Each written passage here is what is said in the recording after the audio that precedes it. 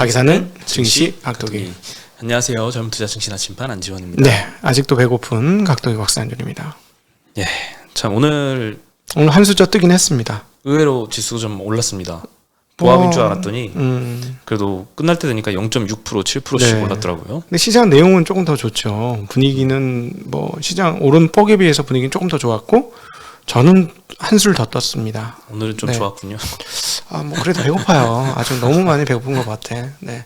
예, 열심히 지금 반등하고 있고요. 네. 오늘은 뭐 코스피에서는 수급이 거의 뭐 이동이 없었습니다. 그리고 오늘 특징은 이제 10년물 미국 10년물 금리하고 2년물 금리가 차이가 꽤 벌어졌어요. 이미 역전이 된 상태에서 6bp 정도 지금 차이가 나는 수준이고요. 업종에서는 오늘 사실 상한가 친 종목들이 굉장히 많았는데 전부 다 쌍용차 인수 기대감 때문에 오른 그런 테마성으로 오른 종목들이 대부분이었습니다. 네. 그 중에 하나가 EM플러스가 상한가를 갔는데요. 이 기계업종에 속해서 오늘 기계업종이 업종 상승률 1위를 기록을 했고요. 그리고 또 원전 기대감도 불더라고요. 네. 인수위에서 또 원전을 이제 키울 것처럼 기대감 섞인 발언을 하면서 한신기계가 18%, 네. 두산중공업이 3%대 상승을 했고요. 비금속 광물 섹터가 두 번째였는데요. 포스코 케미칼이 오늘 2.5% 올랐습니다. 오늘 2차전지 소재주들 중에 이렇게 급등한 종목들이 몇 개 있더라고요. 잘 봐야 됩니다. 2차 전지는 오늘 저녁이 어떻게 될지 그냥 모아님 똠니다. 미국 시장에서 제가 보기엔. 좀 이따 얘기만. 지금 할까요? 얘기? 네, 간단하게 얘기해 주시죠. 지금 테슬라의 1분기 인도량이 31만 대가 나왔고요. 지난 4분기 인도량이 29만 9천 대였습니다. 그래서 예상 대비 증가분이 적었고요. 그다음 또 하나 중국의 상하이 공장이 지금 셧다운에 들어갔습니다. 네. 셧다운이 들어간 상하이 공장은 일주일 평균 16,000대의 모델 Y와 모델 3를 10,000대 6,000대씩 생산하고 있다고 보도되고 있는데요.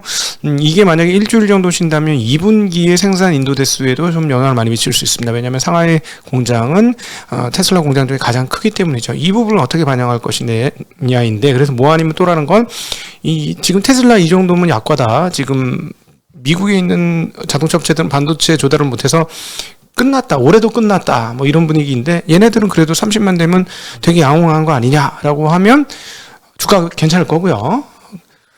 근데 자 생각해 보니까 올해 연말 기준으로 지금 사람들이 생각하고 있는 150만 대에서 170만 대 또는 150만 대 200만 대 어디 즈음인데 이번에 이렇게 생산이 차질을 빚으면 150만 대 못 한다 이런 생각이 들기 시작하면 어떻게 될까? 그러니까 어디다 시장에 초점을 맞추냐에 따라서 뭐 아니면 똠니다. 그런 상황들이 지금 있어서 만약에 또면 우리나라 내일 2차 전지 시장 안 좋을 수 있죠. 그럴 수 있겠죠. 네.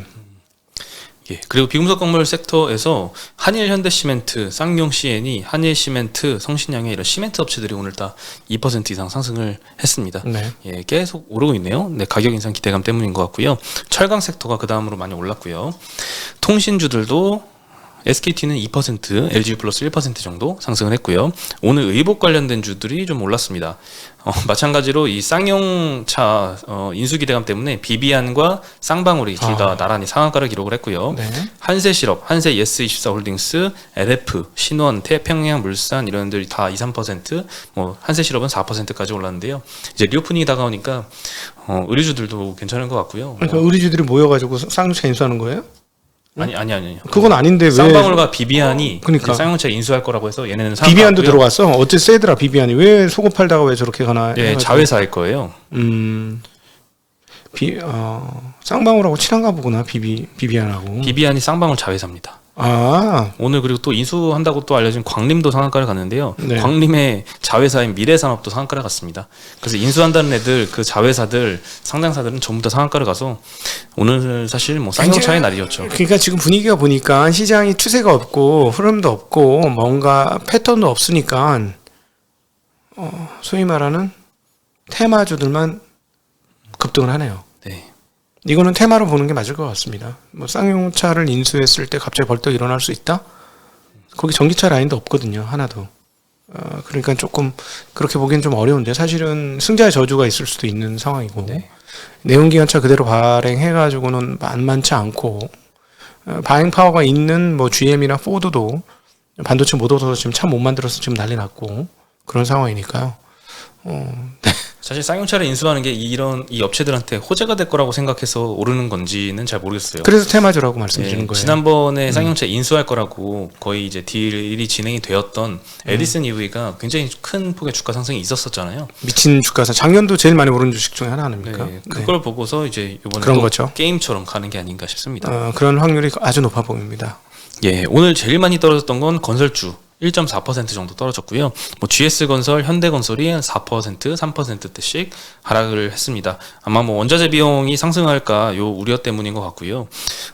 별다른 이유는 딱히 없더라고요.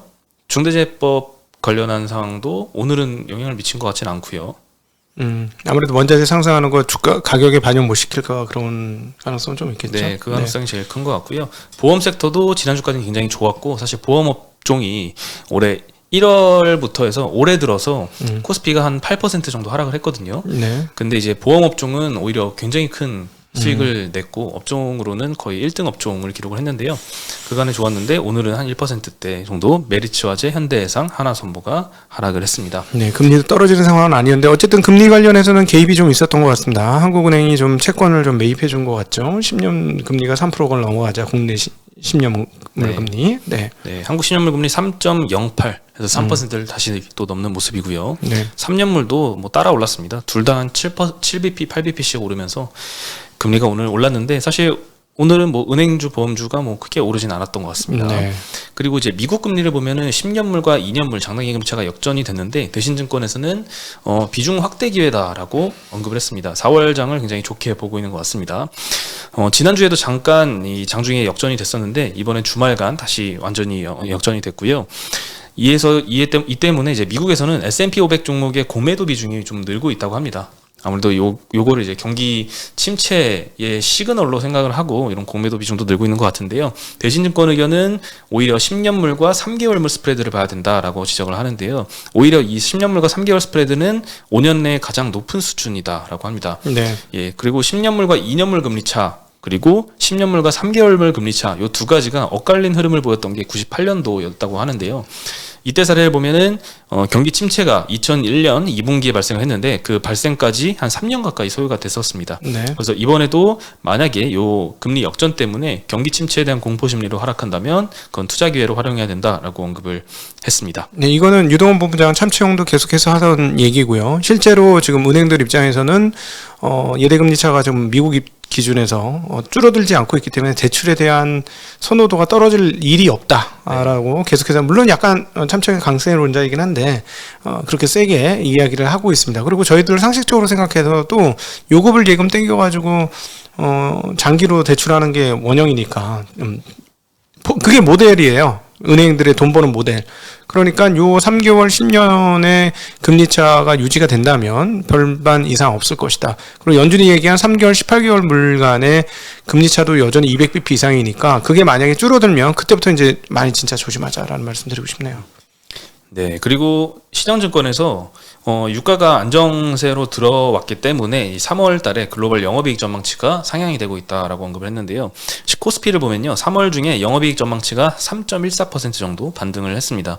주간으로 보면 코스피가 1.6%, 코스닥이 1.5% 정도 영업이익 전망치가 올라가고 있고요. 업종별로 보면 조선 섹터가 제일 큽니다. 19% 정도 상향 조정됐고 호텔 레저가 9% 아마 이제 리오프닝 기대 때문에 그런 것 같고요. 에너지 요즘에 굉장히 에너지 가격이 올라가서 에너지 업종도 7.5% 정도 상승을 했는데 제일 안 좋았던 거는 철강이 한 1% 하락하고요. 증권 업종도 1% 하락하고 유틸리티 섹터는 적자가 더 축적될 것으로 전망을 하고 있습니다. 지금 네. 컨센이 이렇게 형성이 돼 있는 거죠. 그리고 철강 업종은 오늘 좀 상승했습니다. 포스코홀딩스 2%, 현대제철 1.4% 정도 올랐는데요. 다만 이제 대신증권에서는 포스코홀딩스 목표가를 15% 정도 하향한 39만 원을 제시를 한 리포트가 오늘 나왔는데요. 원재료 가격이 급등을 했는데 이제 이해 때문에 이 상반기에 마진 방어가 힘들다라고 평가를 했습니다. 1분기 스프레드 마진이 7만 원 정도 축소가 되면서 영업이익이 컨센서스를 한 3.3% 정도 하회할 것으로 전망을 했습니다. 네. 저는 오늘도 점심에 밖을 나갔다가 걸으면서 해가 너무 뜨겁더라고요. 저는 화상을 입거든요. 머리가 없어서 잘못하면. 그래서 이렇게 머리를 얹고 갔는데 이거 머리를 얹으면서 이렇게 걸으면서 이렇게 날씨 좋은 거 보니까 중국의 철강업체들이 안 돌아갈 것 같은데 그럼 유지되어야 되는 거 아닌가 하는 생각을 계속 하고 있습니다. 철강에 대해서는. 네. 참 이 원재료 비용이 상승이 워낙 여기저기서 많이 일어나다 보니까 판매 가격에 전이를 할 수 있는지 없는지 여부가 참 중요할 것 같아요. 핵심이죠. 저도 오늘 그 화학업체하고 통화를 해보면서 핵심입니다. 반영을 못 시킨 애들은 비리비리하고 네. 반영을 시키면 신나고 그렇습니다. 네. 네. 그걸 보려면 항상 이 제품과 원재료 가격의 마진 차이를 계속 트래킹해야 될 것 같습니다. 써주는 애들이 중간재를 만드는 입장에서는 써주는 애들이 가격을 올려줘야 되는데 두 가지가 올라간 거예요. 지금 원재료 가격도 올랐고 물류비도 유가 때문에 올랐어. 그래 두 개를 다 겹쳐서 올려줘 이러니까 다 안 올려주는 거야 지금. 받는 업체들이 그 물건을 받는 업체들이 그래서 중간에 끼는 업체들이 조금 어려움이 있는 그런 상황인 듯 합니다.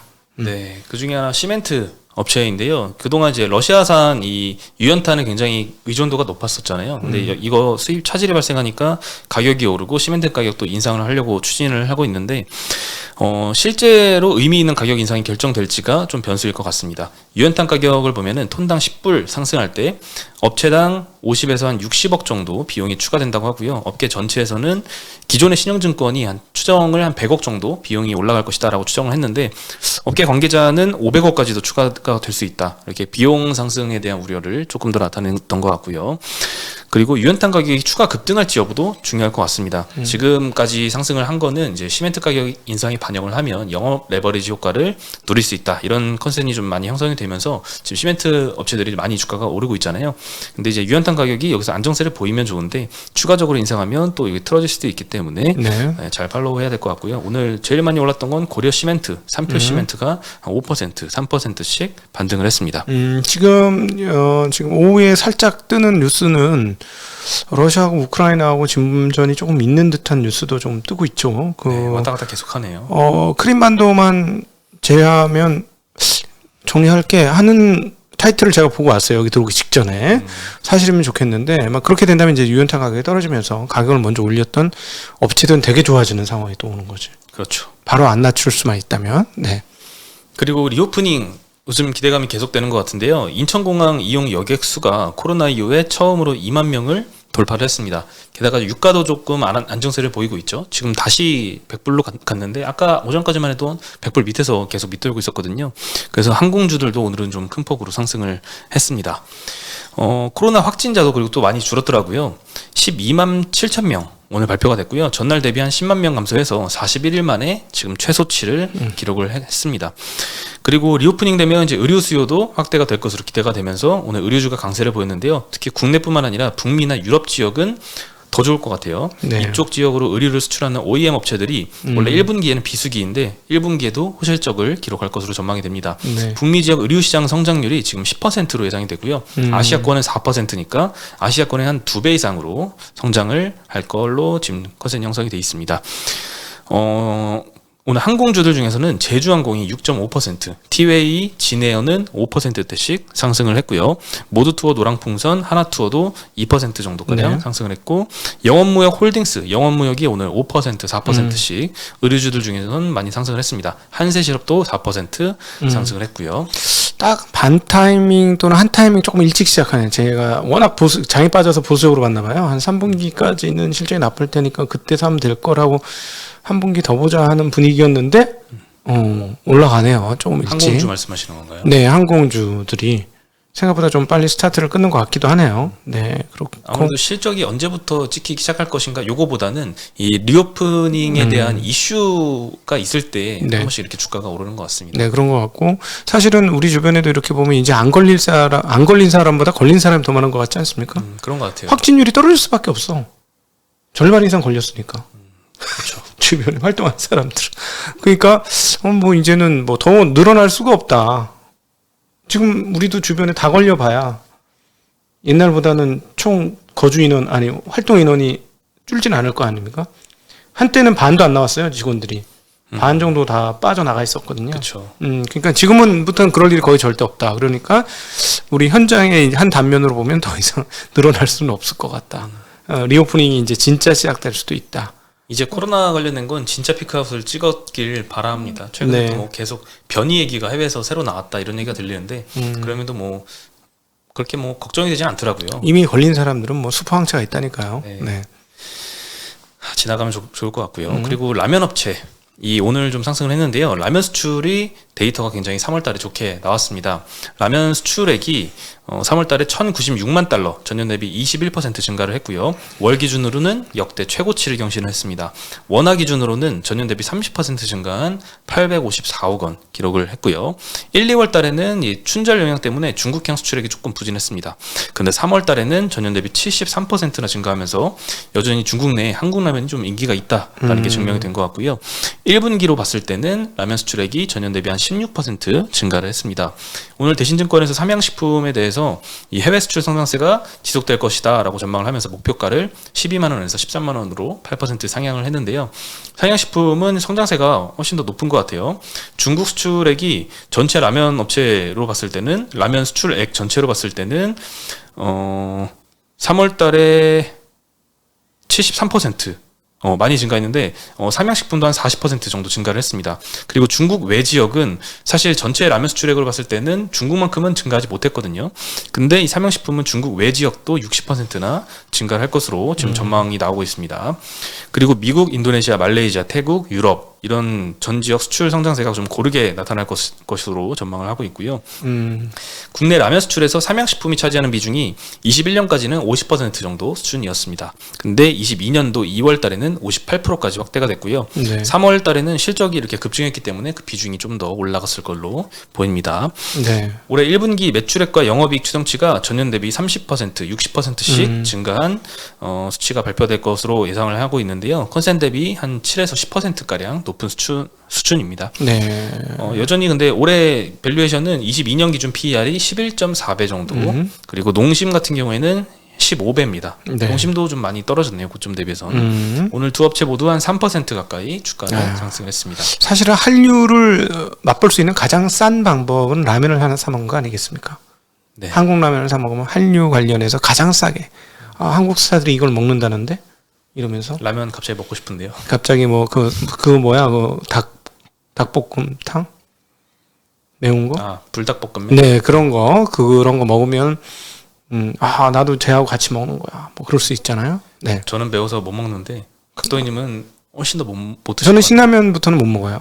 신라면도 못 드시나요? 예, 신라면도 꺼립니다. 네. 물에 씻어 먹어야지. 물에 씻어 먹으면 진짜 맛있습니다.